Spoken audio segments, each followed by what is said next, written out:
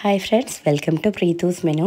இன்றைக்கி நம்ம பார்க்க போகிறது இன்ஸ்டண்ட்டாக ஒரு 10 நிமிஷத்துக்குள்ளே நம்ம வீட்டிலையே ரொம்ப சிம்பிளாக எப்படி கண்டென்ஸ் மில்க் பண்ணி எடுக்கலான்னு தான்.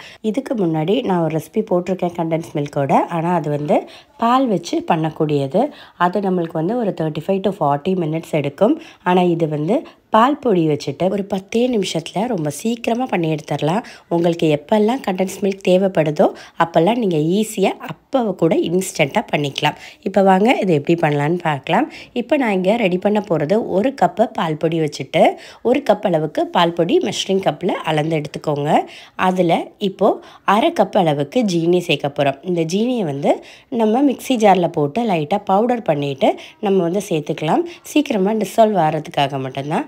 அப்புறம் ஒரு பிஞ்ச் அளவுக்கு பேக்கிங் சோடா சேர்த்துக்கோங்க. அதுக்கப்புறமேட்டு 1 டீஸ்பூன் அளவுக்கு கார்ன்ஃப்ளவர் சேர்த்துக்கலாம். பேக்கிங் சோடா நம்ம வந்து ஒரு yellowish கலர் கிடைக்கிறதுக்காக மட்டுமே தான் சேர்த்துக்க போகிறோம். இது நம்ம வந்து கண்டென்ஸ் மில்க் வந்து ஒரு லைட் எல்லோ கலரில் தானே இருக்கும். அப்புறம் கார்ன்ஃப்ளவர் சேர்க்குறது நம்மளுக்கு வந்து சீக்கிரமாக ஒரு திக்னஸ் கிடைக்கிறதுக்காக.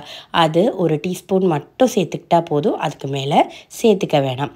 இப்போ நம்ம லைட்டாக கொஞ்சம் வார்ம் வாட்டர் சேர்த்து நம்ம இதை மிக்ஸ் பண்ணி எடுத்துக்கலாம். சூடு தண்ணி கிடையாது, வெதுவெதுப்பான தண்ணி மட்டும். தண்ணி சேர்க்குறப்போ பார்த்து சேர்த்துக்கோங்க. கொஞ்சம் கொஞ்சமாக நம்ம வந்து மிக்ஸ் பண்ண சேர்த்துக்கிட்டா போதும். முதலையே மொத்தமாக எடுத்து ஊற்றிட வேண்டாம். கொஞ்சம் கொஞ்சமாக லைட்டாக சேர்த்துட்டிங்கன்னா உங்களுக்கு வந்து நீங்கள் மிக்ஸ் பண்ணி வரப்பே தெரியும். கொஞ்சம் லூஸாக ஒரு க்ரீமி கன்சிஸ்டன்சி வர நம்ம வந்து மிக்ஸ் பண்ணி எடுத்துக்கலாம்.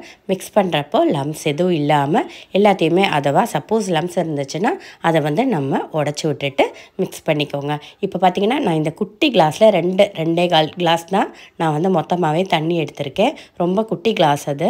இப்போ நல்லா மிக்ஸ் பண்ணி விட்டுக்கலாம். இப்போ பார்த்திங்கன்னா இந்த மாதிரி இருக்கணும். இப்போ மிக்ஸ் வந்து நம்மளுக்கு ரெடி ஆயிடுச்சு. அடுத்ததாக ஒரு நான்ஸ்டிக் பேன் எடுத்துக்கோங்க. எப்போயுமே இதெல்லாம் பண்ணுறதுக்கு நம்மளுக்கு வந்து நான்ஸ்டிக் பேன் தான் கொஞ்சம் ஈஸியாக இருக்கும். சீக்கிரமாக அது அடியிலெல்லாம் ஒட்டி பிடிச்சிக்காது. அதனால் நான்ஸ்டிக் பேனே கண்டிப்பாக எடுக்க பாருங்கள். இப்போ வந்து என்ன கவனிக்கணும்னா இதை வந்து நீங்கள் லோ ஃப்ளேமில் வச்சு மட்டும்தான் இதை குக் பண்ணணும். ஏன்னா ஆல்ரெடி இதில் பால் பொடி, கார்ன்ஃப்ளவர் இதெல்லாம் தான் நம்ம சேர்த்துருக்கோம். அதனால் உங்களுக்கு வந்து சீக்கிரமாகவே அந்த கட்டை பிடிக்கிறதுக்கு சான்ஸ் இருக்குது. அதனால் ரொம்ப லோ ஃப்ளேமில் வச்சுட்டு நீங்கள் இதை மெதுவாக குக் பண்ணால் போதும். ஒரு 10 நிமிஷம் எடுக்கவே எடுக்காது. ஒரு 5 நிமிஷத்துக்குள்ளே இது வந்து அந்த கரெக்டான அந்த நம்ம மில்க் மேடோட அந்த டெக்ஸ்சர் வந்து கிடைச்சிரும் உங்களுக்கு. அதனால் ஒரு 5 நிமிஷம் எடுத்து குக் பண்ணால் மட்டுமே தாராளம் போதும். நம்ம இதை வந்து அந்த பேனில் ஊற்றுறதுலேருந்து நம்ம வந்து இதை இறக்கி இந்த ஃப்ளேமை ஆஃப் பண்ணுறது வரையும் நீங்கள் இதை மிக்ஸ் பண்ணி விட்டுக்கிட்டே தான் இருக்கணும். இல்லாட்டி உங்களுக்கு வந்து கண்டிப்பாக அந்த கட்டை மாதிரி அந்த உருண்டையாக மாதிரி ஃபார்ம் ஆயிரும். அதனால் மிக்ஸ் பண்ணி விட்டுக்கிட்டே இருங்க. சைட்லேயுமே நம்ம இந்த மாதிரி எடுத்து விட்டுகிட்டே இருக்கலாம். இல்லாட்டி வந்து உங்களுக்கு கண்டிப்பாக அது வந்து கொஞ்சம் கெட்டியாக அந்த மாதிரி ஃபார்ம் ஆகி வந்துடும். அது இல்லாமல் இருக்கிறதுக்காக இந்த மாதிரி மிக்ஸ் பண்ணி விட்டுக்கிட்டே இருங்க. நடுவில் இந்த மாதிரி அந்த ஸ்பூனை வச்சு நல்லா டைட்டாக அப்படி ப்ரெஸ் பண்ணி மிக்ஸ் பண்ணி விட்டுக்கோங்க. இப்போ பார்த்திங்கன்னா நம்மளுக்கு வந்து அந்த மில்க் மெய்டோட டெக்ஸ்சர் வந்து வந்துருச்சு. இந்த மாதிரி திக்னஸில் தானே நம்மளுக்கு சாதாரணமாக நார்மலாக கடையிலேருந்து வாங்குகிறப்போ இருக்கும். சப்போஸ் உங்களுக்கு வந்து கொஞ்சம் திக்னஸ் அதிகமாகிருச்சுன்னா நீங்கள் வந்து கொஞ்சமாக சுடு தண்ணி இதில் சேர்த்து மிக்ஸ் பண்ணி அந்த க்ரீமி கன்சிஸ்டன்சிக்கு கொண்டு வந்துக்கோங்க. சப்போஸ் உங்களுக்கு வந்து கட்டி ஆயிடுச்சுன்னா, இல்லாட்டி தண்ணியெல்லாம் ஊற்ற வேண்டாம். அதுவும் சுடு தண்ணி மட்டும்தான் ஊற்றணும். பச்சை தண்ணி கண்டிப்பாக ஊற்றக்கூடாது. அவ்வளோதான். இது இப்போ வந்து ரெடி ஆயிடுச்சு. இது வந்து உங்களுக்கு 1 மாதம் வரை நம்ம ஃப்ரிட்ஜில் வச்சு யூஸ் பண்ணிக்கலாம். ஆனால் ஃப்ரிட்ஜில் வைக்கிறப்போ பிளாஸ்டிக் கண்டெய்னரில் வைக்காதீங்க. இந்த மாதிரி ஏதாச்சும் கிளாஸ் ஜார் இருந்துச்சுன்னா அதில் போட்டு ஏர் டைட்டாக இருக்கிற கண்டெய்னரில் வச்சிங்கன்னா உங்களுக்கு வந்து 1 மாதம் வரை கண்டிப்பாக இதை வச்சு யூஸ் பண்ண முடியும். நம்ம எந்த ஜாரில் நம்ம ஃப்ரிட்ஜில் வைக்கிறோமோ அந்த ஜார் வந்து சுத்தமாக தண்ணி எதுவுமே இல்லாமல் நல்லா க்ளீனாக இருக்கிற ஜாராக பார்த்து எடுத்து அதை வந்து ஸ்டோர் பண்ணி வச்சுக்கோங்க. தண்ணி தன்மை ஏதாச்சும் இருந்துச்சுன்னா உங்களுக்கு வந்து சீக்கிரமாக கெட்டு போகிறதுக்கு சான்ஸ் இருக்குது. அதே மாதிரி நம்ம ஸ்பூன் போடுறப்பையும் நம்ம நனைஞ்ச ஸ்பூன்லாம் போடாமல் நல்லா ஃப்ரெஷ்ஷாக இருக்கிற ஸ்பூனை யூஸ் பண்ணிக்கோங்க.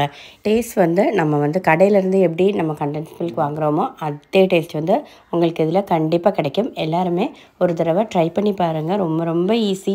10 மினிட்ஸ்க்குள்ளே ரொம்ப ஈஸியாக நம்ம வந்து பால் பொடி மட்டும் இருந்தாலே போதும். பாக்கி ஜீனியும் நம்ம சோடா பொடி எப்போயுமே நம்ம வீட்டில் இருக்கிறது தான். அதனால் கண்டிப்பாக ட்ரை பண்ணி பாருங்கள். ரொம்ப ஈஸியாக நம்ம இதை பண்ணிடலாம். ஒரு தடவை நம்ம இந்த மாதிரி மில்க் மேட் பண்ணி பார்த்தோன்னா அதுக்கப்புறமேட்டு எப்பயுமே நம்ம இந்த ரெசிபியை கண்டிப்பாக ட்ரை பண்ணுவோம். ரொம்ப சிம்பிளும், நம்மளுக்கு வந்து நம்ம கடையிலேருந்து வாங்குகிற அளவுக்கு கேஷ்யூ ஆகாது. உங்களுக்கு வந்து ஃப்ரெஷ்ஷாக வந்து நீங்கள் பண்ணி இதை எடுத்துக்கலாம். டேஸ்ட்டும் ரொம்ப ரொம்ப சூப்பராக இருக்கும். கண்டிப்பாக எல்லோரும் இந்த ரெசிபியை ட்ரை பண்ணி பாருங்கள். வீடியோ யூஸ்ஃபுல்லாக இருந்தால் லைக் பண்ணவும் சப்ஸ்கிரைப் பண்ணவும் மறந்துடாதீங்க. தேங்க்ஸ் ஃபார் வாட்சிங் ப்ரீத்தூஸ் மெனு.